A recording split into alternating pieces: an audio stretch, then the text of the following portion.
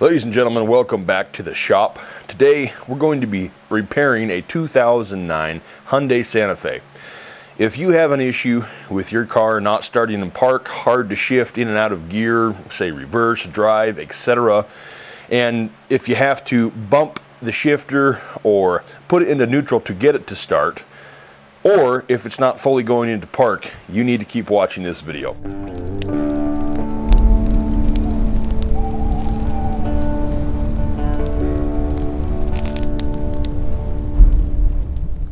The reason I'm making this video is because there's little to no good information on the 2009 Hyundai Santa Fe. There's a lot of information on the 2007. There's quite a few people on forums not realizing there's a difference between 2007, 2008, 2009, depending on if it's a European car, if it's a manual, if it's an automatic, things like that. To fully and properly diagnose this car, we need to tear a few things off of it. Let's jump right into that. Now then, the first thing we're going to need to do is remove the battery. It's going to be a 10 millimeter. We'll kind of set this up here out of the way. Now obviously you're going to have to reset the radio and things like that, but that's a small price to pay for a fully functional vehicle. Let's go ahead and get that battery hold down off. Oh, my memory has failed me. It is not a 10 millimeter. Let me grab a different socket. Look at that a little bit closer. Yeah, it looks more like a 13 millimeter. I'm using two extensions here, which is not ideal. If you have one long one, that would be better. And I do, I'm just too lazy to go get it.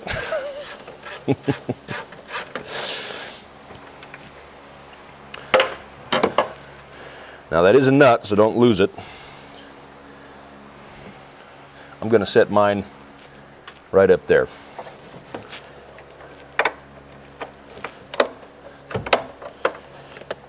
There's your battery hold down. Looks like that. Now this car has seen quite a bit of moisture. I can tell by the amount of rust on it. And it's not bad, it's just present. And that kind of tells a story in and of itself. Go ahead and remove the battery. I'm going to set it over here out of the way for now. The next step in this process is going to be removing the battery tray, because underneath this battery tray is the actual shifter assembly for your transmission on the 2009 Hyundai Santa Fe. We need to get access to it. I'm going to bring you guys in a little bit closer so you can see what's going on better. Now if you guys haven't seen it, I did a pretty good video on the WD-40 history, or the history of WD-40 I should say. We're going to use a little bit of this here. Won't hurt a damn thing because it is a water displacer. We got a lot of rust here, so this will be actually perfect for this application, but it's also going to help loosen up those bolts that we got holding the battery tray down. Now those are going to be 4 12 millimeter bolts. Now here's a quick tip. Break your bolts loose, spray them down again, let them soak.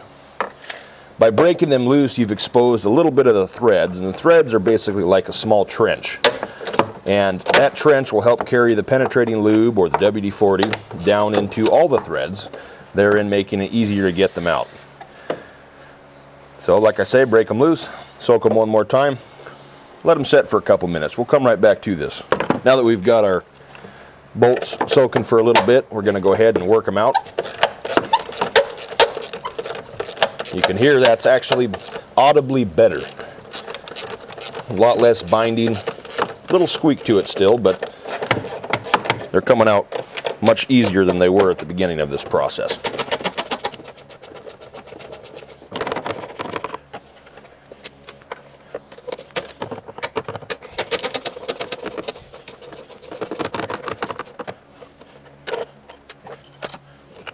It's a little hard to see here, but to take your hot lead off for your battery tray here, there's two tabs that you pull out. I'm going to go ahead and point to them with this curved pick here, but you can do it with your fingers if you want, or use a tool like that. You just pull these two tabs out, and then this entire assembly with these bus bars, etc., it pulls off, and it can set off to the side there of your battery tray. Get that out of your way. That'll need to come off regardless. Set the tray out of the way for now. Alrighty folks, here is the piece in question. Here is the actual shifter assembly of your 2009 Hyundai Santa Fe. Let me move the camera and give you a little bit better view of it. Alrighty folks, I'm going to do my best to not bump the camera and try to illustrate kind of what's going on here and what part does what. What we have here is an arm that comes down and connects to the transmission, and this is what does all the shifting. But this arm is actuated by this cable here. Now this cable is controlled by your shifter. In order to properly and completely diagnose this, what we're going to need to do is we're going to disconnect this cable from the shifter assembly, and then we're going to run the shift handle inside the cab and see if it runs good and free or binds up. If it does, and the shifter assembly runs freely by hand, which you should be able to take it and twist it by hand fairly simply and fairly easily.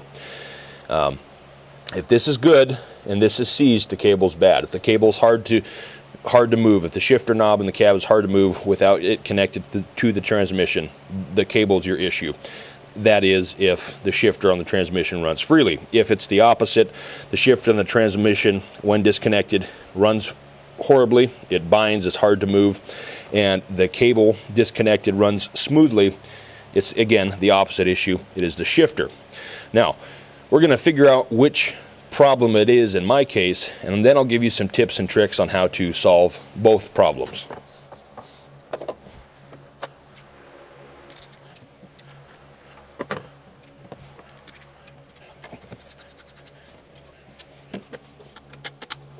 Now that we have the shifter cable disconnected from the shifter, let's go try the knob in the cab. Now the way we're going to do this, because the battery has been disconnected, is we're going to take a flathead screwdriver and insert it in the bypass button here. This is for if the car needs to be towed or something and you can't turn it on. It enables you to change gear settings without having the ignition on. I'm going to try not to get in the way of the camera too much here, but as you can see, that runs pretty smoothly. So the cable appears to be running fine. Let's go ahead and put it in drive, and then we're going to go back and look at the position of the cable. Make sure it's moving properly.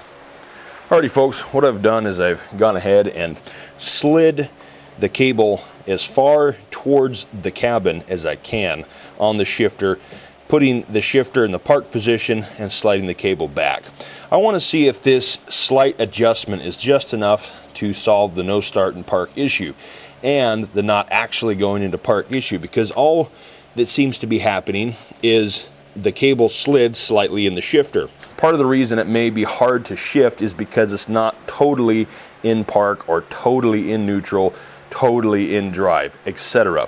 For the sake of demonstration and diagnostics here, we are just going to set the battery there. We're not going to reinstall the tray.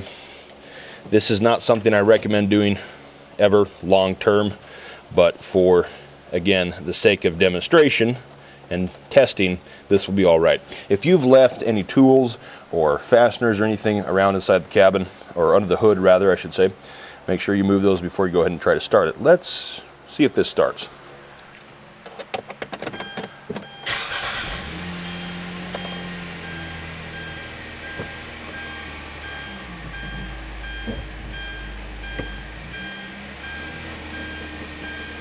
Well, it doesn't seem to want to go into drive. I do believe we've adjusted it a little bit too far.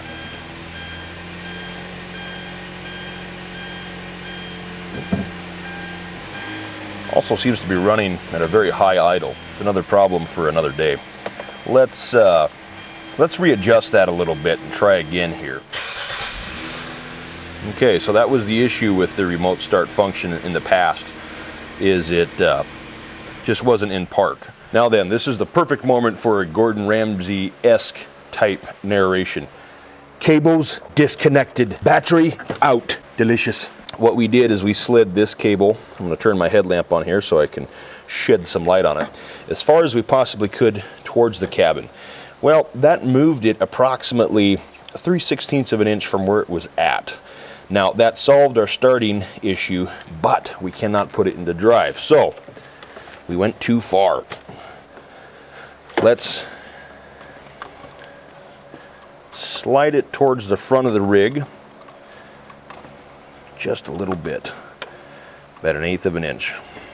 Battery going in, cables going on. Fasteners tightened. Next step is to start the car. It's going to be delicious. Alrighty. This should be our final adjustment. If I can find the keys to this car, I'll start it. Uh-oh. I have found them. I'm a bit of an expert at finding keys. Now let's see here if the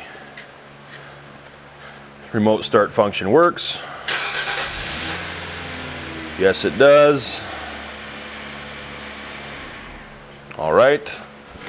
Let's make sure. Oofta.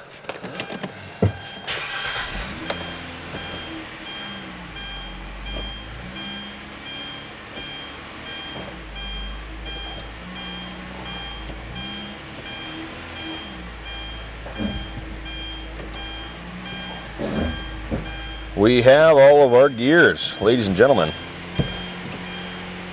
Yeah, I gotta fix that freakishly high idle, but beyond that, we're doing really good here. Gotta have coffee, folks. That and Rainier. Alrighty, so what I've done is I've taken and moved the bolt, what comes up through the arm on the shifter.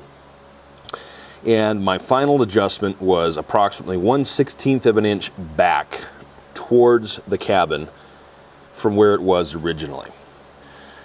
Now, my best guess is that this linkage slid. The nut probably backed off due to vibration, etc. What we're going to do to help rectify this issue is put a little bit of Loctite on there. Let's do that right now.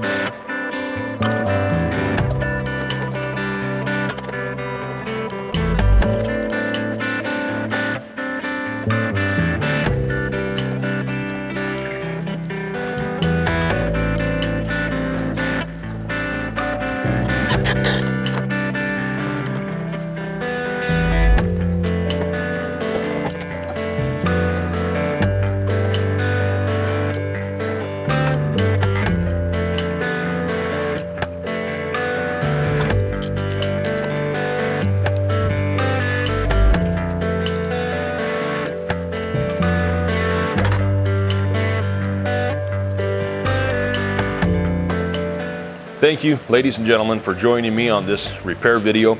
If you haven't checked out the rest of the channel or subscribed, please do. It helps us out.